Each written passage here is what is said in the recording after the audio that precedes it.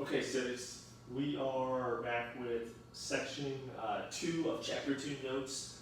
So far, today you should have watched, or I guess this would be yesterday, you should have watched the section 1 notes. I sent the PowerPoint to you.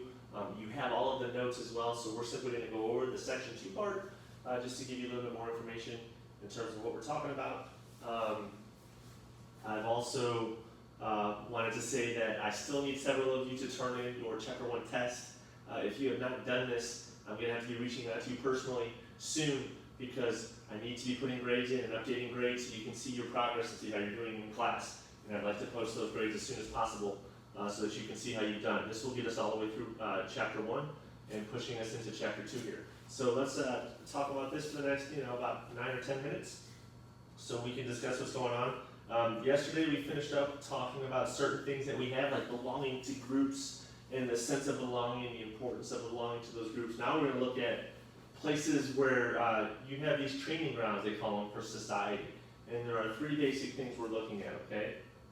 There are 3 very important parts of society, and here they are. So in your notes, I wrote the little thing on the side just to make it easier for you to see. But as you can see, we have family, we have religion, and we have education. These 3 things really shape our behavior. Each of these things individually probably shapes your behavior. Perhaps there's only 2 out of the 3. Religion may not be a part of your upbringing, what you're doing in society today. But you do have a sense of family, and right now, by watching this video and what you've been doing for the past, what would it be now, 8 to 10 years or so, you've been going to school to gain an education, okay? So let's look at a few things, first of all right? American family life has changed. So what we're looking at here is a very simple graph. It's kind of hard to understand, but I'll help you look here. Back in 1960, this dark area represented husband and wife families, right? So back in 1960, there's a very small percentage of us that were possibly being raised by a single parent, okay? So as you can see, as the decades have gone on, that has grown considerably larger, right? We have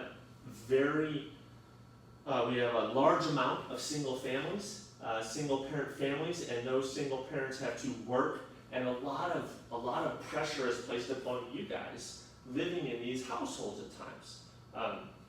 I never grew up in a single parent household. My parents are still married. We just celebrated their 50-year anniversary a year ago. So I didn't have to experience this, but it's become a part of our society, right? And that single parent household just plays a role and is part of the upbringing for those of us who live in this situation, okay? So we've got some family rules here, okay? It's really simple. Take out the papers in the trash, it's a song, let's not worry about that. Let's get down here to the bottom.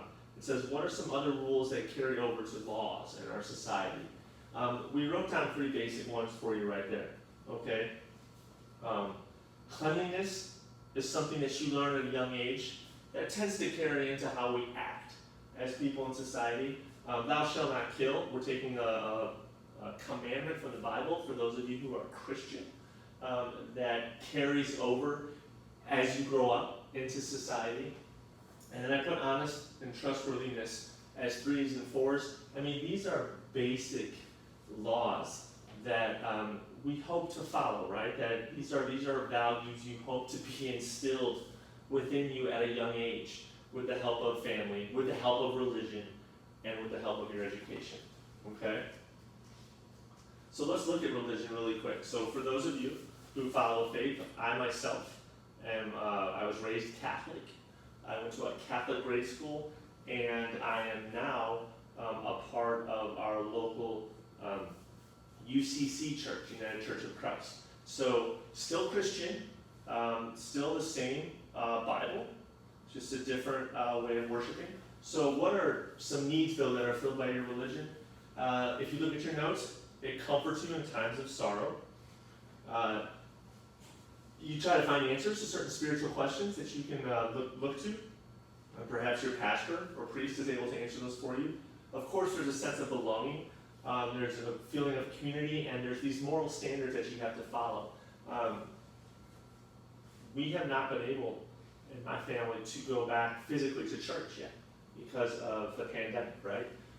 We have been relegated to watching on TV, watching videos every Sunday morning, and we have also started these basically drive-in church meetings in the parking lot. Everyone stays in their car or they get out of their car, but there's social distancing, and we want that sense of belonging, that community feeling. You know, religion plays a huge role for many of us in society, and it's no different during this pandemic. We just have to go about different ways of trying to do it, right? What does religion have in common with family when we look at it? Clearly, there are punishments that can happen if you don't follow certain rules of religion. There are expectations for how you should act. The Ten Commandments, for those of you who are Christian, very simple things. And there are also rewards, right? There are ultimate rewards that you strive for within your religion. And for those of us who follow Christianity, for those of us who follow Islam, it's the concept of heaven. It's the concept of a better place after your time on this earth, okay? We don't need no education. I would beg to differ with that, but let's look at a few things here. What's the goal of education? It's to help you learn new rules, teach values, train citizens, and prepare you. Many of you right now, sitting at home in front of a computer watching this video, education isn't what you want it to be right now. And it's not for me either. I would prefer to have you within the classroom to see your faces, to gauge how you're understanding what we're talking about. But this is what we have to do right now. And you might believe you don't need this. I hear it all the time. You're stuck, oh, why do we need this, or why do we need to learn that? You are learning processes, and you are learning ways to act, and you are learning how to, attack certain activities and things by going to school. The knowledge is extremely important. The process is important. The concept of preparing you to live in a world where there are deadlines, where there are expectations for you, is what education is all about as well, okay? School teaches us a ton of life skills, so they are located on the bottom of your paper right there. If you look at the bottom of your second page of notes, gives you information on jobs. There's diversity. It teaches you respect. It teaches you to learn to respect one another. Perhaps if we were within the classroom, respecting me and I'm respecting you. Training you for jobs in society. For some of you, this bookwork is going to train you to go on to college. For others, you are into music. For others, you are into art. For others, you are into trades. And you are going to go to trade schools or music schools to pursue other careers. We are also preparing you to live in society, like I said, following rules. Protecting your democracy is obviously important. With the election coming up, we're going to have a brand new set of people in different offices, perhaps the presidency as well. We'll find out on November 3rd. And these things prepare you to understand exactly what is going on. And we will talk about that in detail in the coming months, okay? And there are other ways you can contribute to society, all right? When you flip to the next page of your notes, there's a box there, okay? And it asks about what education has provided for you. What has it allowed you to do? How will you give back, okay? So I'm just going to tell you a little bit about for me, right? For me, I come from an education family. Grandma, aunt, my mother, my younger brother, we are all involved as teachers in education, or were involved as teachers in education. So education's just been an extremely important part of my life. Many of you probably have parents who are in the educational field, okay? What has it allowed me to do? It's allowed me to get my high school diploma, have the opportunity to go to college. I went to the University of Illinois to receive a degree, and then come down to Southern Illinois, down here in the Metro East, to go to school to become a teacher. So this was my plan, and many of you may have a plan. And education and getting those degrees has allowed me to reach some of those goals. How am I giving back? Teaching for me. This is more than just teaching you guys knowledge, okay? For me, it's teaching you how to get things done. It's teaching you to interact with people. Education has allowed me to learn. I'm constantly learning. I don't know all the answers. Anyone who tells you that is probably lying. okay? But I'm constantly learning new things, and it's allowed me to do that. Says to write a paragraph, talk about common sense, getting jobs is obviously, some of you might be thinking about your high school diploma and that's it. And then you have other ideas, perhaps it's the military, like I said, perhaps it's a trade school, perhaps you have a job lined up that you're gonna do, okay? The simple fact is, when you look at this is what you can expect in terms of a salary when it comes to your job. If you just get a high school diploma, the average salary is about $34,000. If you get an associate's degree, which is SWIC, Southwestern Illinois, you can come out making $46,000. If you get a bachelor's degree from a four-year university, any university, it doesn't have to have a big name, it can be a small-time university, you probably start at about $65,000, and that's probably a little bit higher nowadays.